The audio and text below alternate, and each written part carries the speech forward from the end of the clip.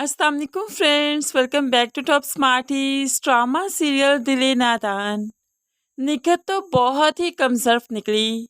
नायाब से सारे घर के काम लेती है और बदले में उस पर जादू भी करवा रखा है कि उसकी शादी ना हो जाए, क्योंकि अगर उसकी शादी हो जाए तो घर के काम कौन करेगा। मुफ्त की मुलाजमा जो मिली हुई है, भला उसे कैसे जाने देगी।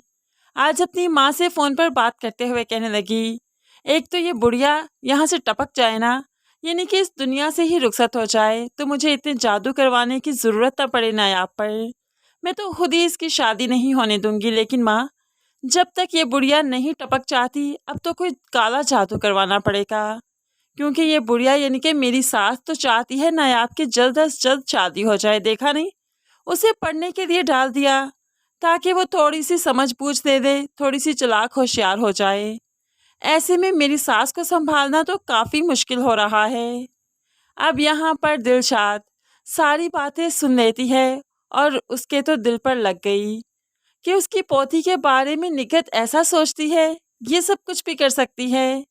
ऐसे में यहीं पर ही दादी जान बेहोश होकर गिर जाती है। जैसे ही कॉलेज से वापस आती है, नायाब तो दादी की तबीयत काफ़ी ख़राब थी, इसलिए फ़ौरन से पहले हॉस्पिटल ले गई।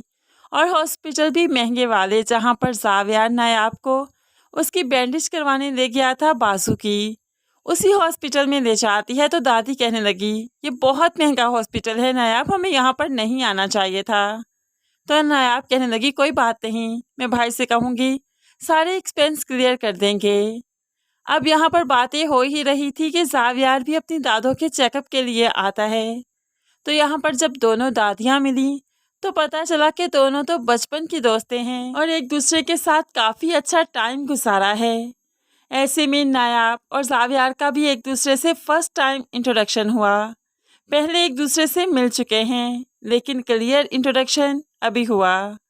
यहाँ पर घर आए तो दादी परेशान है निखत की वजह से।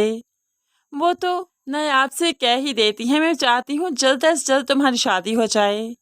तो नायाब परेशान हो जाती है, दादू इतनी क्या चलती है, अभी तो मैंने स्टडी स्टार्ट की है। लेकिन दादी जानती है कि निखत इस पर काला जादू करवा देगी, इसलिए इसकी स्टडी बीच में रह जाए सो रह जाए, लेकिन शादी ज़रूर हो जानी चाहिए। दादी काफ़ी परेशान हो चुकी है नायाब की शादी को लेकर। तो दूसरी तरफ तानिया अपनी शादी को लेकर काफ़ी परेशान है। जावियार के आगे पीछे घूमती है, बार बार उसे कॉल्स करती है, लेकिन जावियार के दिल में वो बैठती ही नहीं। तानिया तो किसी भी जायज़ नाजायज़ तरीके से जावियार को अपना बनाना चाहती है, अपनाना चाहती है। ऐसे में अब दिलशाद के परपोते की सालगिरह का दिन करीब आ रहा है। तो नफीसा, जो कि उससे मिल चुकी है, उसकी दोस्त है, दिलशाद चाहती है कि नफीसा को बर्थडे में बुलाए, और फिर ऐसा ही हुआ। दिलशाद अपनी दोस्त नफीसा को बर्थडे में बुलाती है, जहाँ पर दादो जावियार के साथ आती हैं, क्योंकि जावियार उनका पोता है, और जावियार के साथ फिर तानिया भी आ गई। इस तरह से सभी लोग इस बर्थडे पर इकट्ठे हैं। यहाँ पर नायाब जो बहुत खूबसूरत लग रही है, तो जावियार के दिल को भा गई। जावियार तो दिल ही दिल में सोचने लगा, कितनी खूबसूरत लड़की है ये, इतनी खूबसूरती तो मैंने आज तक नहीं देखी। तो ऐसे में जावियार की दादी भी नायाब की दादी से इजहार करती है, कितनी मुख्तलिफ सी लड़की है ना, कितनी सलीकेमंद, कितनी अकीदतमंद, ऐसी लड़की तो वाकई मैंने कभी नहीं देखी। तो दादी अपनी तरबियत पर फख्र करती है। दूसरी तरफ जब घर वापस गए तो जावियार के ख्यालों में अभी भी नायाब है, लेकिन जावियार का बाप उसे तानिया से शादी करने का कहता है। तुमने उसे नाराज़ कर दिया ना। उसकी माँ की कॉल आई थी, वो भी काफ़ी खफा थी।